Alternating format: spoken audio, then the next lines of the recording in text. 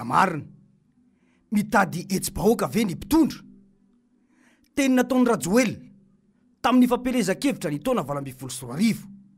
Tao amin'ny fahitalavim-panjakana sy ny onjam-peo-panjakana ny 9 Desambra ny hoe tsy ny lalam-panorenana no ratsy, fa tsy fanajan'ny mpitondra azy no mitarika ho an'ny hetsi-bahoaka. Isana naratsian'izy ireo mafy ny fitondrana Rajaonarimampianina ny tsy fanajana lalam-panorenana tamin'ny tsy nahavitana nanangana ny HCJ tamin'izany fotoana, dia mipetraka ny fanontaniana ankehitriny hoe ny mpitondra ankehitriny ve tena manaja lalam-panorenana? Raha ny hita aza dia mitarika ny vahoaka ikorontana ny mpitondra ankehitriny. Raisitsika ohatra kaiky ny momba ny fifidianana amin'ity taona ity.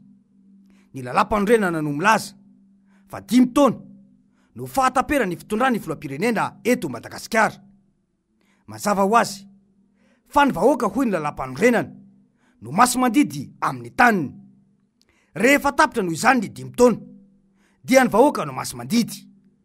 Io fahefana miverina ny vahoaka io no mahatany demokratika any Madagasikara. Anjaran'ny vahoaka no mifidy izay olona tiany indray hitondra ny firenena.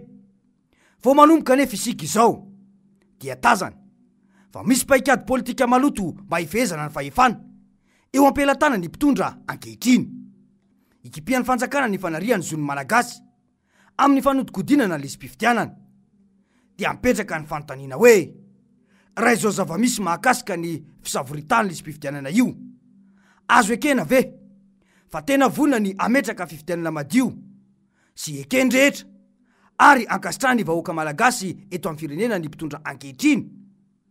Ny lalam-panorenana mantsy dia efa mametraka mazava fa anjarany vahoaka malagasy no maneho izany safidy izany amin'ny alalan'ny latsabato mivantana. Raha mpitondra tena manaja lalam-panorenana dia efa niomana amin'io fifidianana io. Tsy fantatry io filoham-pirenena Rajoelina io ve fa hoe 5 taona no fetrany hitondran'ny firenena? Manina no misavoritaka toy izao ny fanavozana manontolo io lesy-pifidianana io? Amboletra ny tazana ary tsy fanajana lalam-panorenana no misy. Alaitsika ohatra amin'izany ny tranga tao amin'ny fokotany Amerika Sinina. Iza moa no tsy mahafantatra fa toerana naterahany Filomary Karavalomanana izany Amerika Sinina izany dia tsy tahotra tsy enatra ny fampisisihana olona tsy mipetraka ao no tsy teraka no tsy monina ao amin'ny fokotany io ho nampidirina ao anatin'ny lesy-pifidianana.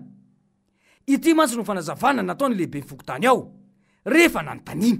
Reto zany anaran'olona avy any fokotany hafa. Tafiditra taty.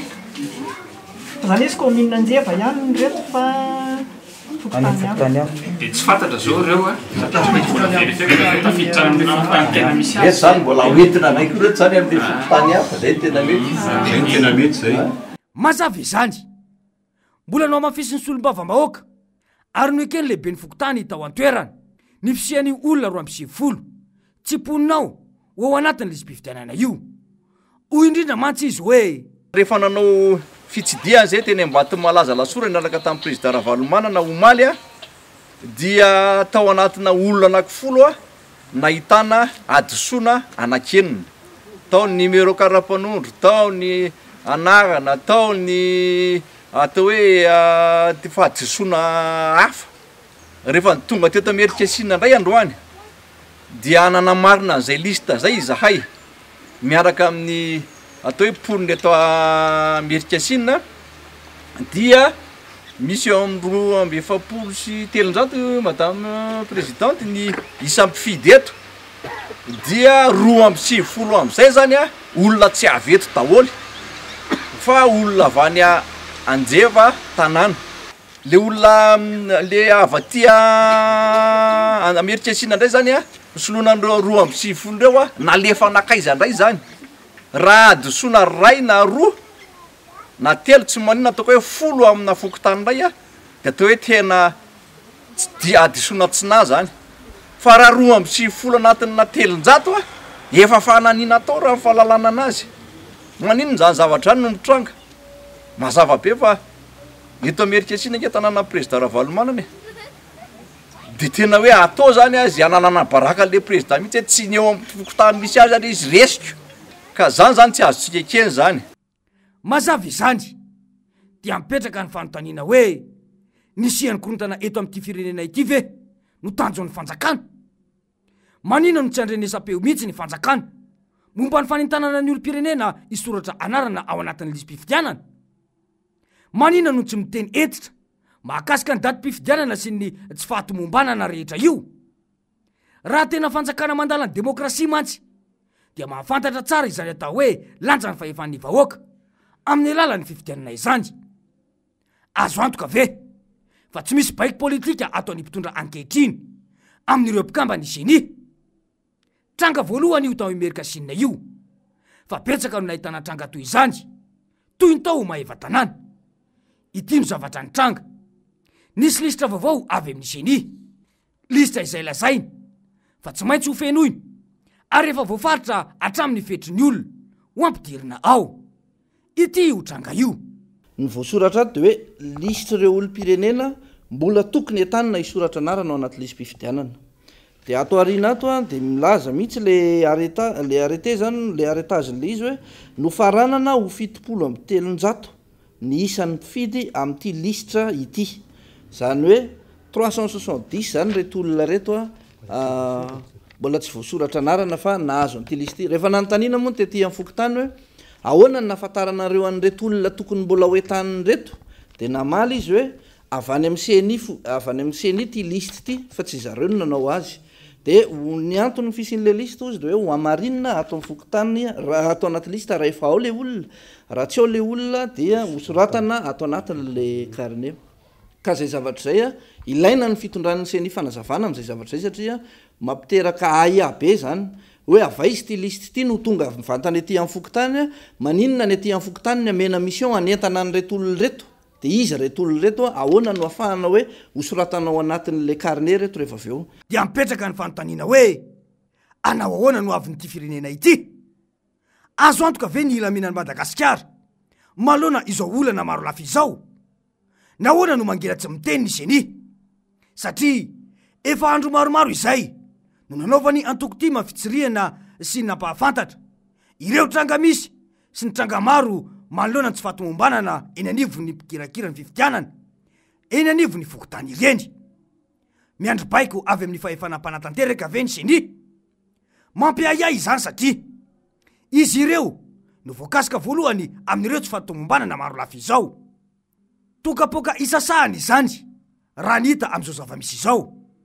Maninona ireo faritra tena nazahoany Filomarika Ravalomanana vatobetsaka tamin'ny fifidianana farany teo ka nandreseny mpitondra ankehitriny no niena sy ambany ny olona voasoratra anarana. Raha tsy nampidina ny isan'ny mpifidy dia ampidirana anaran'olona hafa fokotany mihitsy. Mampiaya tanteraka ny zava-misy. Ny tena nala mahitsy moa dia nilaza indray ny mpiasan'ny fokotany nanao ny fanotsina lisym-pifidianana io fa hoe mbola isy lisitra faharoa amin'ny 7 volana Jona. Fa ahoana mariny? Tsy efa famarana ofisialy ny lisym-pifidianana ve izany? Lisitra inona zany no faranana vonjomaika teo? Dia lisitra ino indray no ho avy manarakeo? Dia hoy hatrany ny fanazavana hoe misy olona anankiray zao eo manana sosy tonga aty tsy anaty lista provisoire, arrêté provisoire ny anarany fa hoe mbola miandry lista hafa zany aloha de mialatsiny fa tsy ara-dalàna zany, tsy ara-dalàna zany. Na 15 izy na 9 na après 15 izy tsy tokony isy lista hafa tsony fa io lista arrêté provisoirement io lista anankiray. mazava izany, ina no tsy hitondrany génie fanazavana? Ny zavatra hita aza dia mifamadika tanteraka ny famahany ny génie sy ny fandraisana fepetra eny anivon'ireo fokotany manoloana ny orana maro samihafa ireo. Hoy hatrany mantsy ny fanazavana hoe nisy olo-pirenena nanamarina ny anarany tao anaty lisitra dia nahita izay anakefatra na fotoana vetivety nandalovana tany fa tsy ao anaty zany lisitra zany ny anarany. Dia hoy ny tao anivon'ny mpiasan'ny fokotany hoe mameno an'ity carnet kely ray misy soratra fitaraina an'ity ianareo fa averinareo aty aminay lay sosy any aminareo ny soratanareo anarana tamin'ny voalohany. Zay zany ny azy no dingana tsy hoe narosiny akory fa nasainy nataony lay ireo olona zay tsy voasoratra ataony anarany. Tato anala mahitsy dia mitovy tsisy hafa, samy tsy voasoratra, samy tsy hita tao anaty lisitra ilay anaran'ireo olona zay nanamarina zany anarana zany fa zavatra hafa no lazain'ny mpiasan'ny fokotany tato anala mahitsy toy ny hoe tsy misy an'izany tazomonyzany lay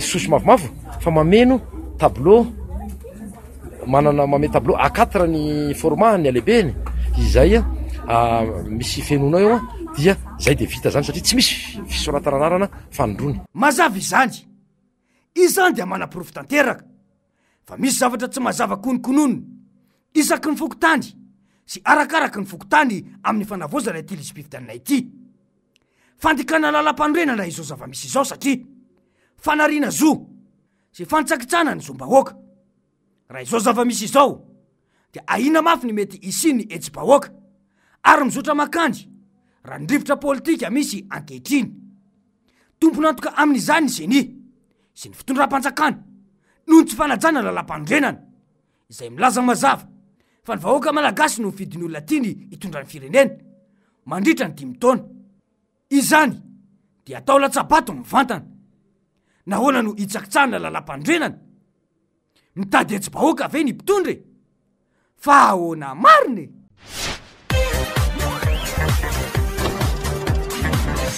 ahoana mariny